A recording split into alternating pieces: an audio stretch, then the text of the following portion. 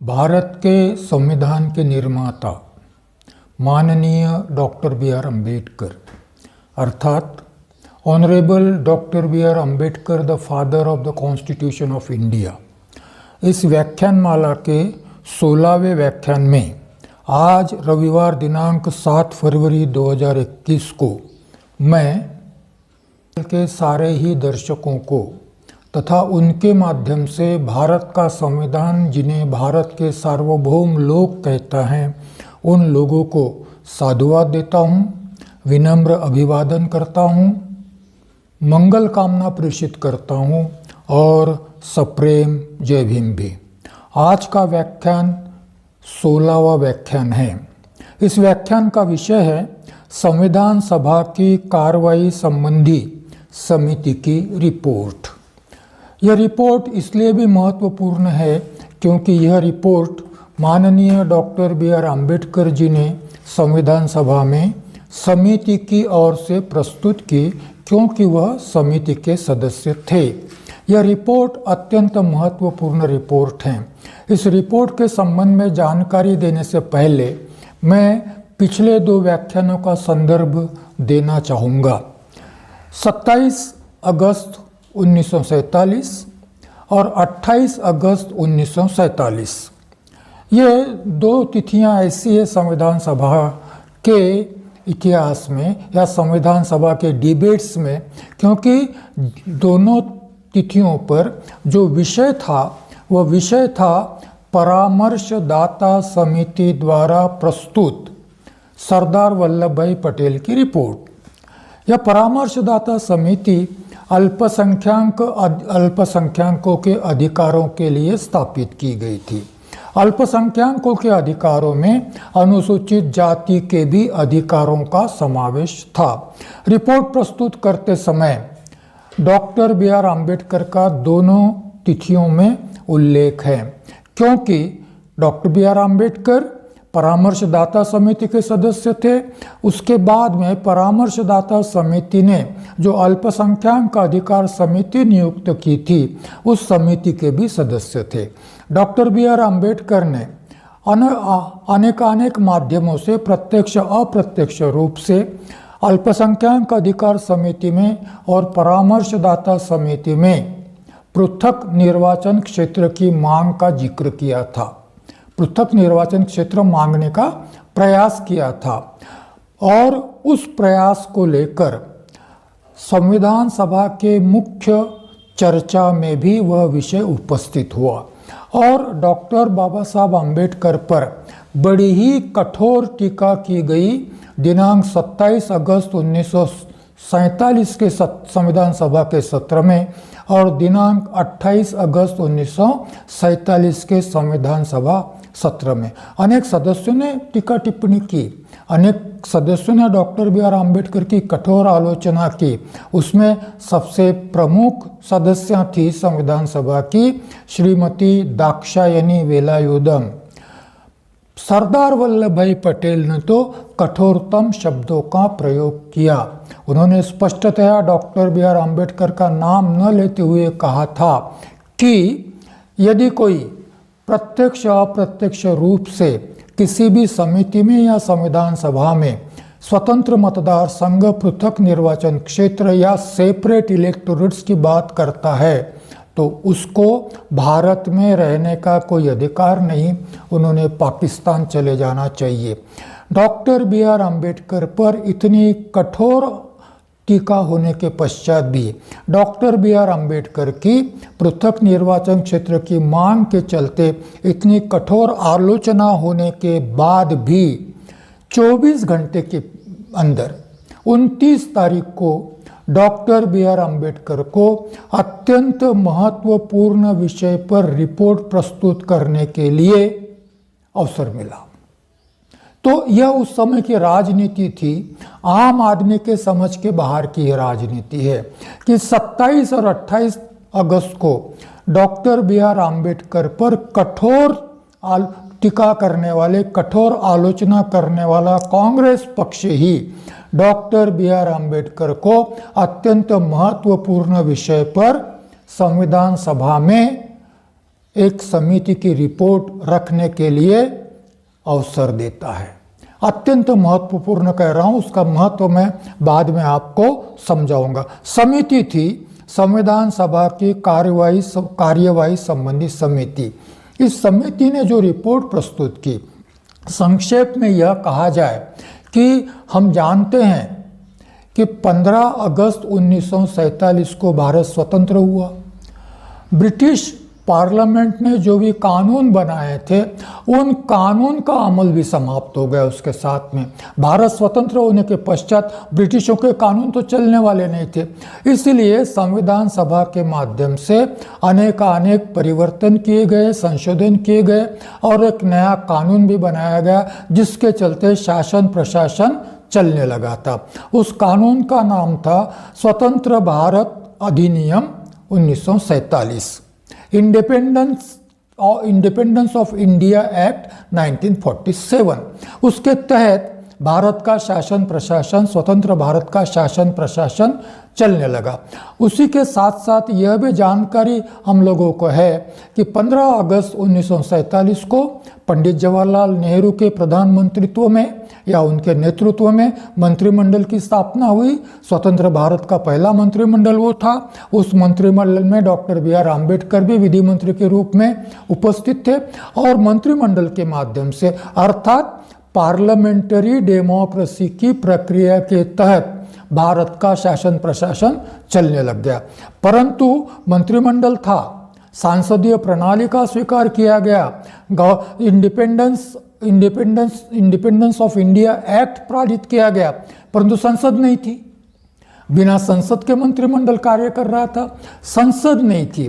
तो इस समिति के माध्यम से डॉक्टर BR अम्बेडकर ने यह प्रस्ताव रखा कि संसद नहीं है, परंतु इंडिपेंडेंस ऑफ इंडिया, स्वतंत्र भारत अधिनियम के अंतर्गत संसद का होना जरूरी है। बिना संसद के मंत्रिमंडल कार्य नहीं कर सकता। बिना संसद के मंत्रिमंडल कैसे बनेगा पार्लियामेंट्री सिस्टम में?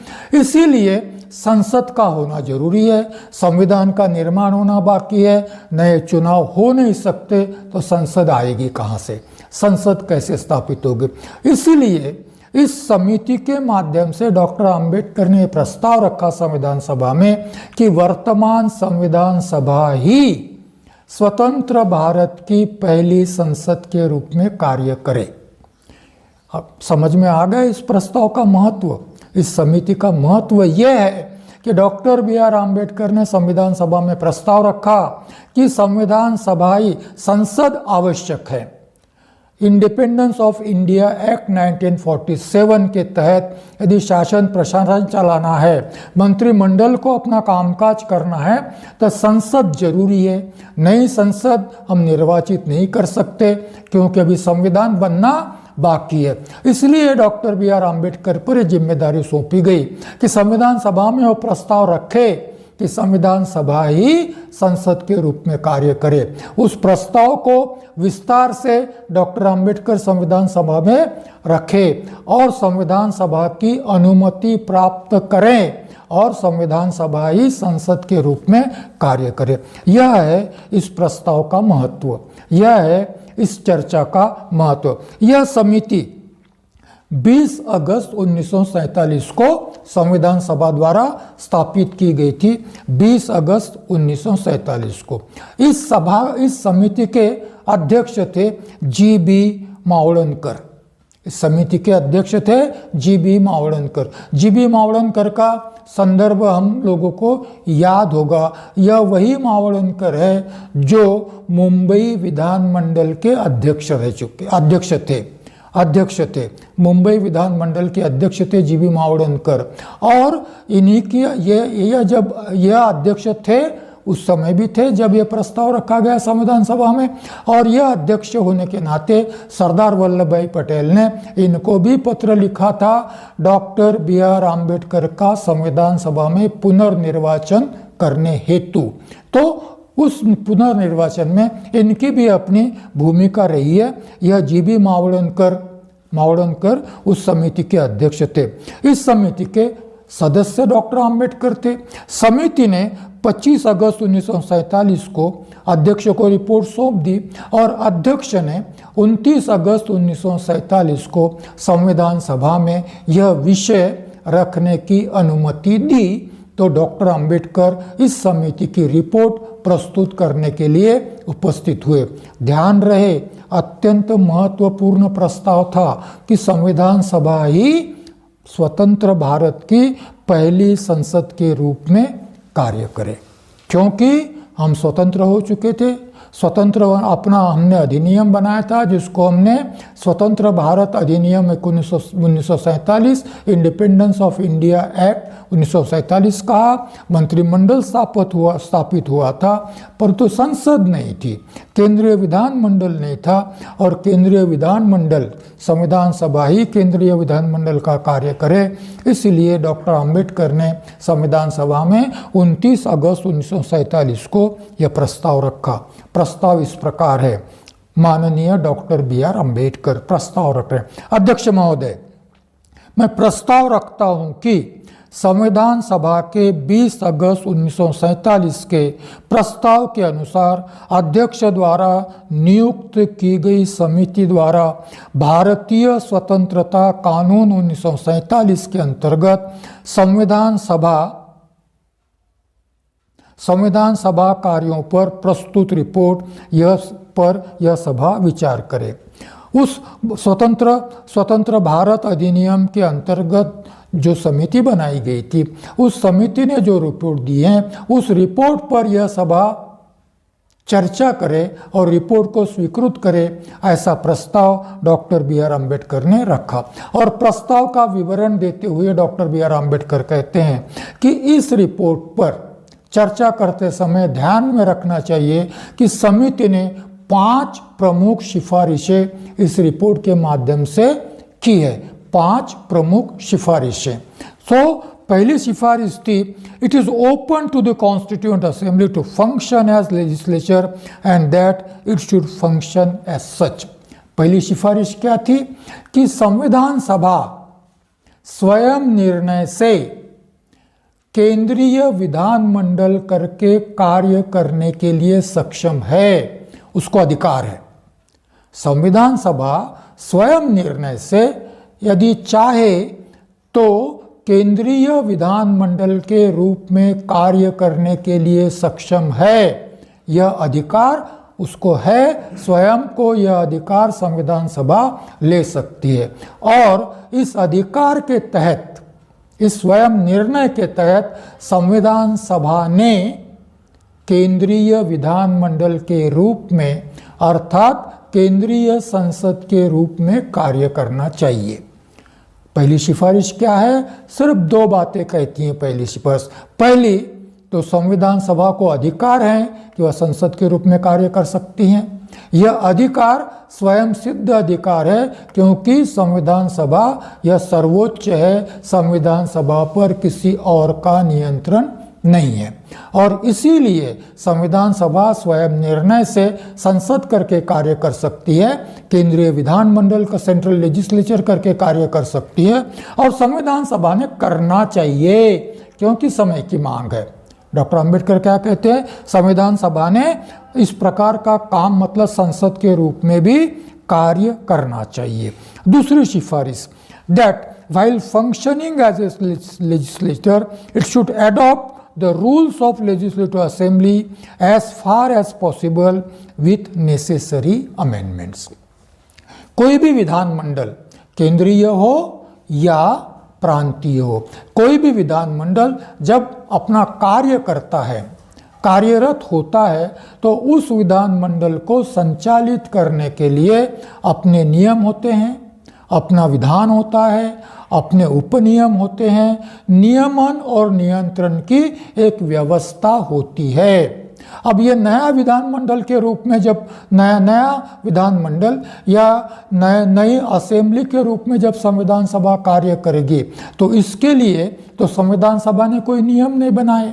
तो इसीलिए डॉक्टर अंबेडकर दूसरी सिफारिश रखते हैं कि अभी तक प्रस्तावित जो विधानमंडल के संचालन के लिए जो नियम है, वही नियमों का पालन संविधान सभा भी जब केंद्रीय विधानमंडल के रूप में कार्य करे, तब संविधान सभा ने भी या केंद्रीय विधानमंडल ने भी उन्हीं नियमों का पालन करना चाहिए। परंतु यदि ऐसा लगता है कि कुछ नियमों में संशोधन की आवश्यकता है, तो संविधान सभा को यह अधिकार है कि संविधान सभा उन नियमों को संशोधित कर सकती है। तो इस सिफारिश में क्या कहा गया, दोहराना जरूरी है। सिफारिश में कहा गया कि संविधान सभा जब केंद्रीय विधानमंडल के रूप में कार्य करेगी, तब प्रस्तापित विधानमंडलों के नियमों के अधीन ही उसे कार्य करना है। परंतु कार्य करते समय यदि कुछ नियमों में संशोधन की जरूरत है, तो संविधान सभा उन नियमों में संशोधन कर सकती है। तीसरी सिफारिश थी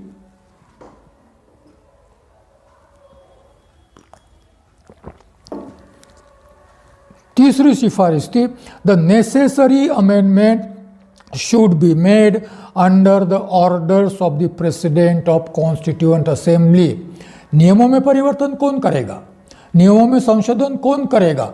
तो नियमों में संशोधन करने के लिए डॉक्टर बी.आर. आम्बेडकर द्वारा प्रस्तावित प्रस्ताव में यह सिफारिश की गई कि नियमों में जो भी परिवर्तन करना है, नियमों में जो भी संशोधन करना है, वह संशोधन केवल संविधान सभा के अध्यक्ष के आदेश से ही होंगे। आदेश, नियमों में परिवर्तन कर सकती हैं, नियमों में परिवर्तन जरूरी भी है, परंतु यह परिवर्तन विधानमंडल स्वयं नहीं कर सकता।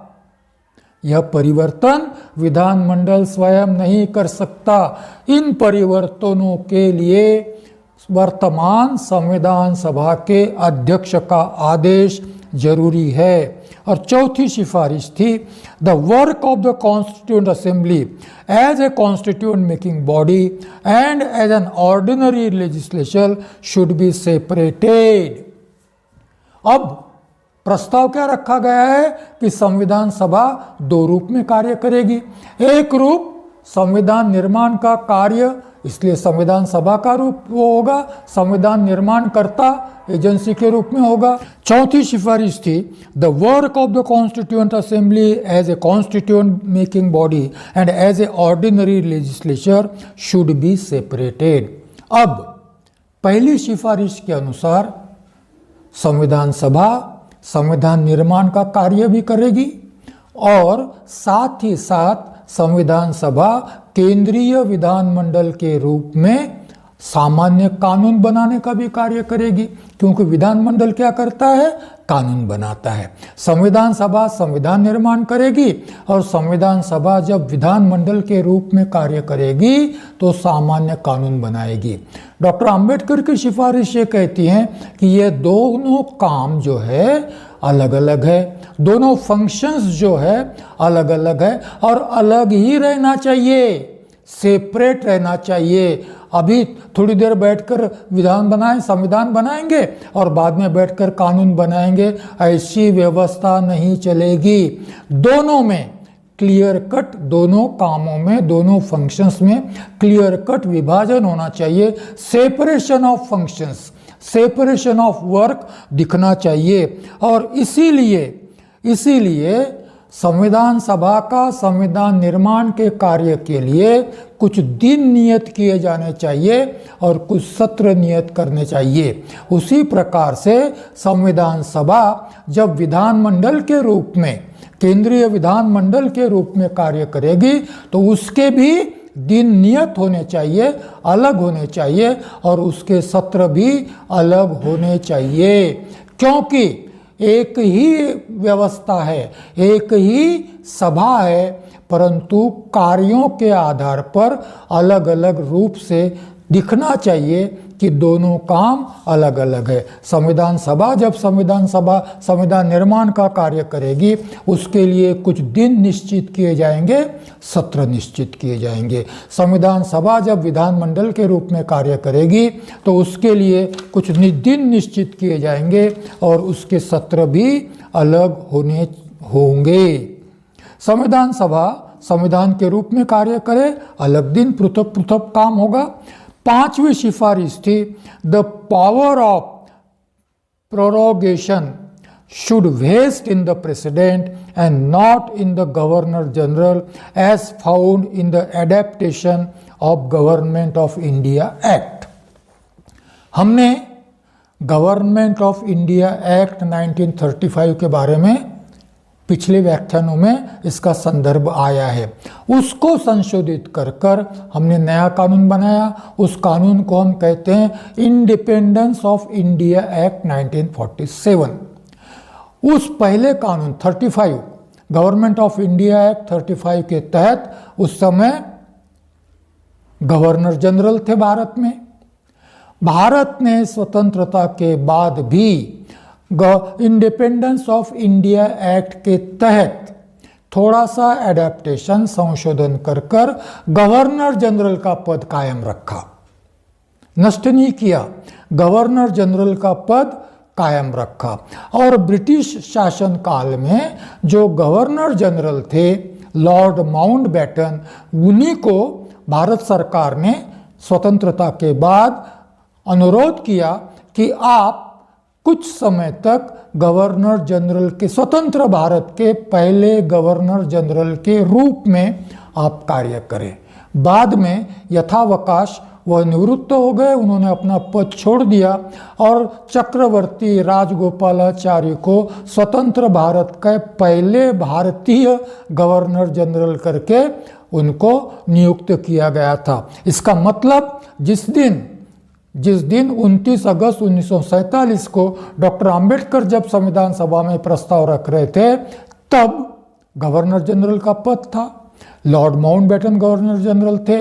और साधारणतया यदि किसी भी विधानमंडल को भंग करना है, चाहे वो केंद्रीय विधानमंडल हो या राज्य का विधानमंडल हो, भंग करना है तो राज्य के विधानमंडल के भंग करने का अधिकार वर्तमान संविधान के तहत राज्यपाल को है और केंद्रीय संसद को भंग करने का अधिकार राष्ट्रपति को है। अभी राष्ट्रपति है नहीं, संविधान बनना बाकी है, गवर्नर जनरल है।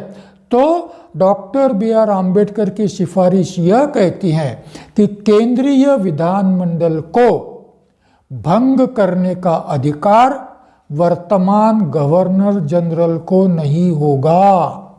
तो फिर किसे होगा? तो वो कहते हैं कि संविधान सभा के जो अध्यक्ष है वही केंद्रीय विधानमंडल को भंग कर सकते हैं। तो इस प्रकार की 5 सिफारिशें इस समिति के रिपोर्ट के माध्यम से डॉक्टर बी आर अम्बेडकर ने विचारार्थ, संविधान सभा के विचारार्थ संविधान सभा में प्रस्तुत की। उद्देश्य है कि संविधान सभा स्वतंत्र भारत की पहली संसद के रूप में, केंद्रीय विधानमंडल के रूप में कार्य करे। यह जब सिफारिशें प्रस्तुत की, उसी समय समिति ने यह भी विचार किया कि यदि यह सिफारिशें लागू करनी है, संविधान सभा यदि इन सिफारिशों को स्वीकार करती है और इन सिफारिशों को लागू करना है, तो क्या कुछ समस्याएं उपस्थित हो सकती हैं, क्या कुछ प्रॉब्लम्स निर्माण हो सकते हैं जिन पर संविधान उस समिति में, कार्यवाही समिति ने विचार किया।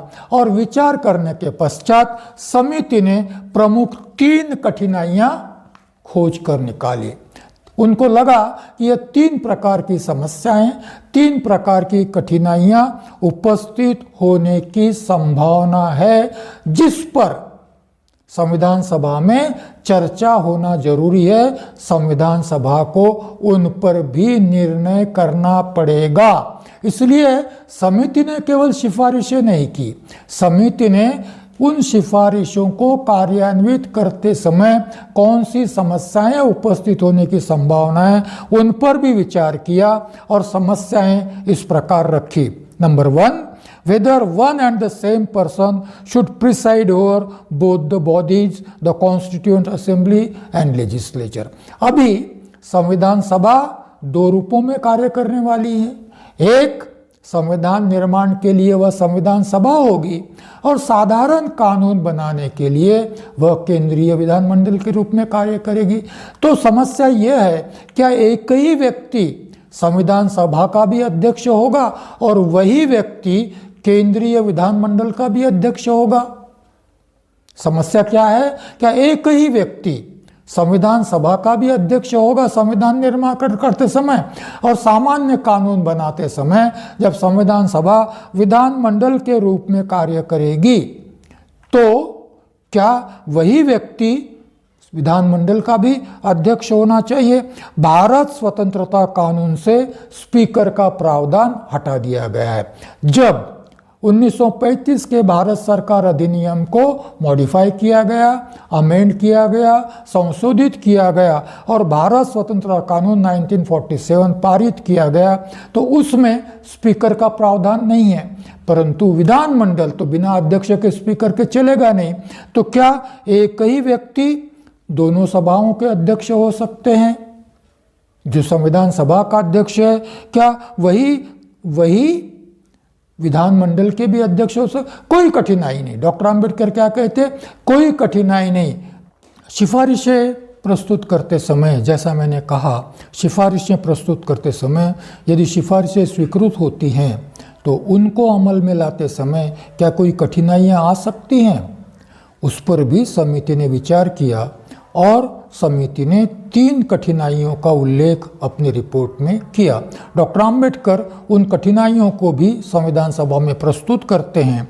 तो उनमें पहली कठिनाई के संबंध में वो कहते हैं कि weather one and the same person should preside over both the bodies, the Constituent Assembly and the Legislature। इसका अर्थ यह है कि क्या एक ही व्यक्ति संविधान सभा का अध्यक्ष और केंद्रीय विधानमंडल का अध्यक्ष हो सकता है? संविधान सभा जब संविधान सभा के रूप में संविधान निर्माण का कार्य करे तो वर्तमान अध्यक्ष तो अध्यक्ष बने ही रहेंगे, परंतु संविधान सभा जब विधानमंडल के केंद्रीय विधानमंडल के रूप में कार्य करे तो क्या वही संविधान सभा के अध्यक्ष विधानमंडल के अध्यक्ष भी हो सकते हैं? इस पर डॉक्टर आम्बेडकर कहते हैं,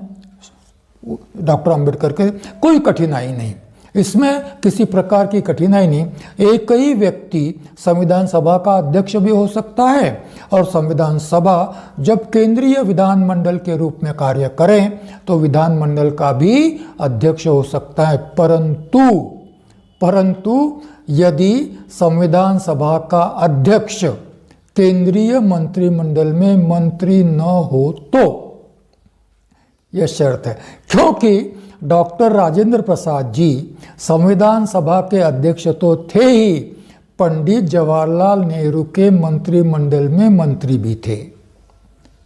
तो अब कठिनाई यह है कि विधानमंडल में मंत्री अध्यक्ष नहीं हो सकता, विधानमंडल में मंत्री अध्यक्ष नहीं हो सकता और इसीलिए डॉक्टर आम्बेडकर को कहना पड़ा कि विधानमंडल में मंत्री अध्यक्ष हो नहीं सकता, अध्यक्ष अलग होता है क्योंकि मंत्री का कामकाज कुछ अलग होता है। और इसीलिए संविधान सभा ने उन्होंने 2 उपाय सुझाए और संविधान सभा को कहा कि निर्णय आपको लेना है। पहला निर्णय तो यह है कि वर्तमान अध्यक्ष यदि मंत्री पद से इस्तीफा दे देते हैं, त्यागपत्र दे देते हैं, तो वह अध्यक्ष बने रहेंगे, दोनों सभागृहों का अध्यक्षता वह कर सकेंगे।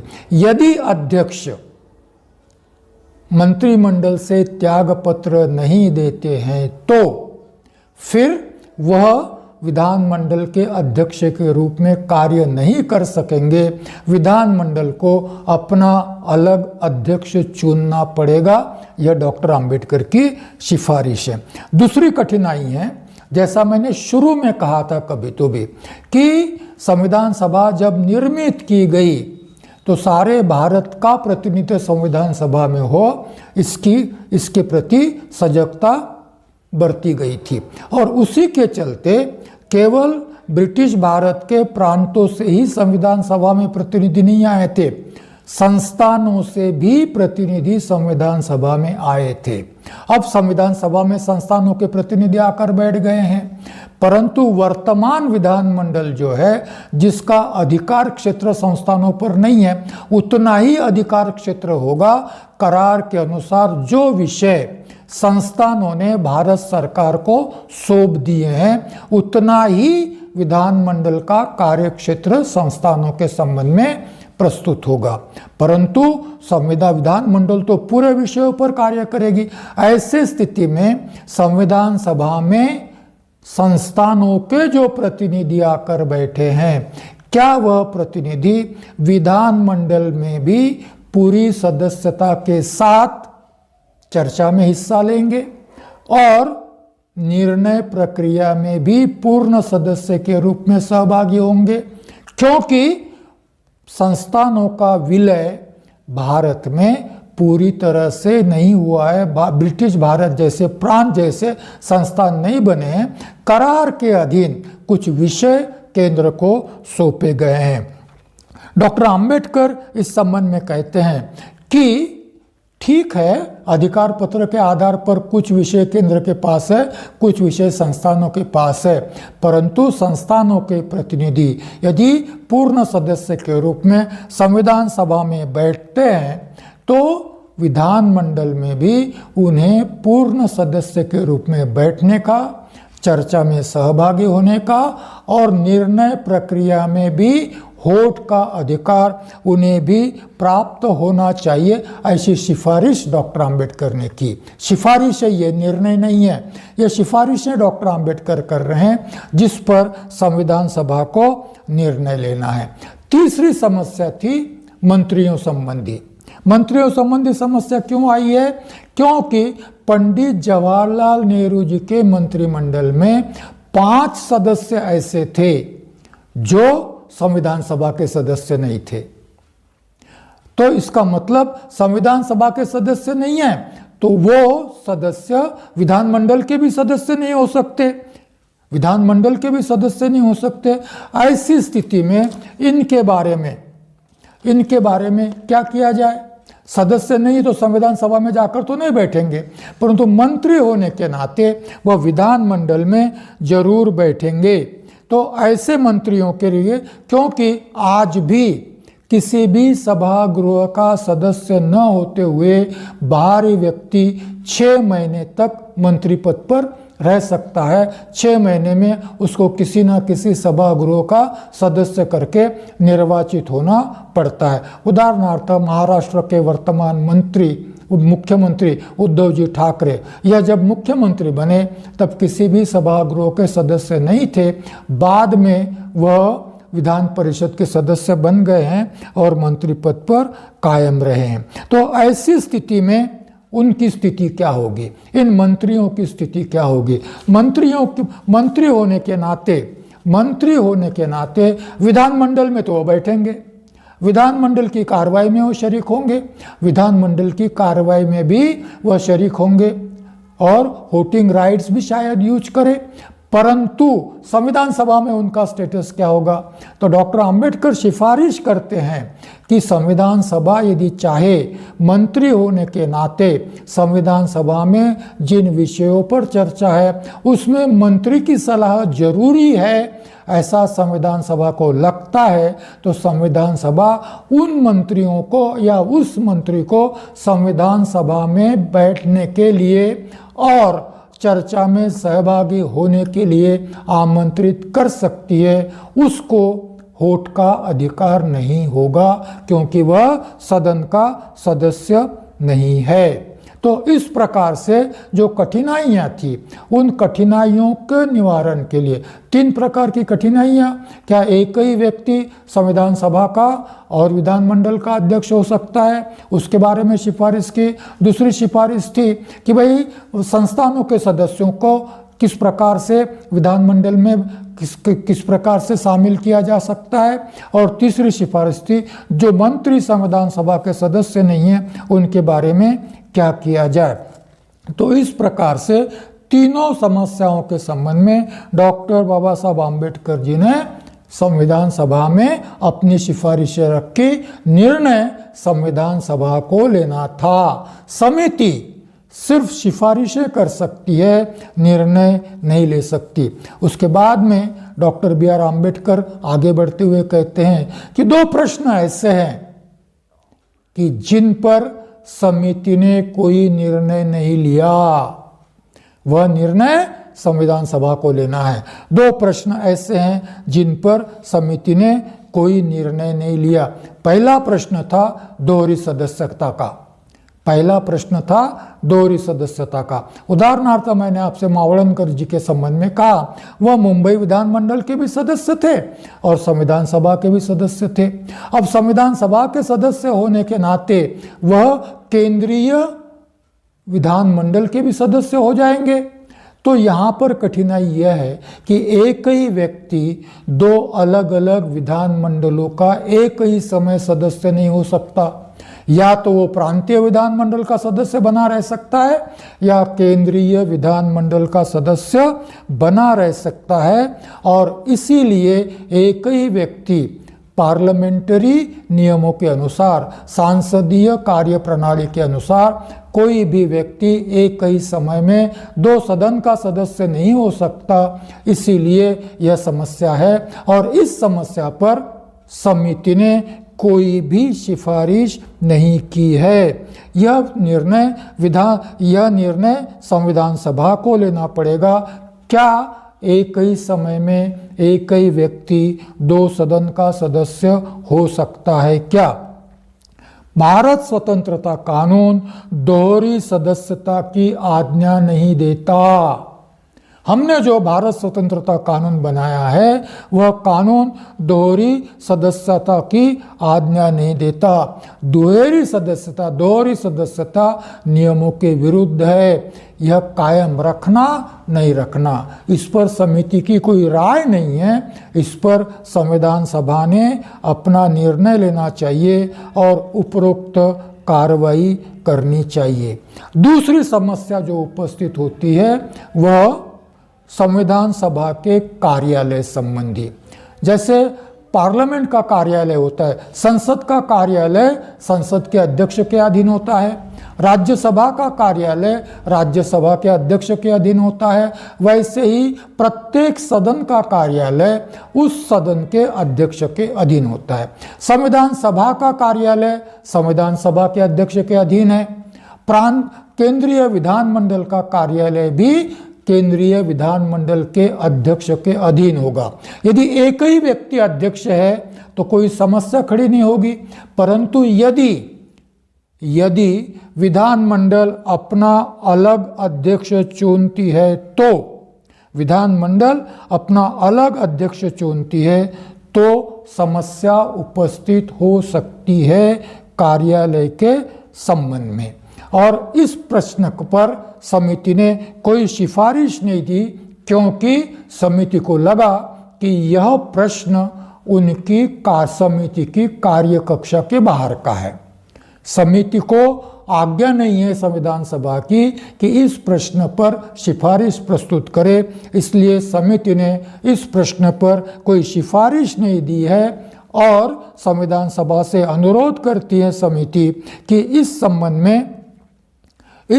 में संविधान सभा उचित निर्णय ले।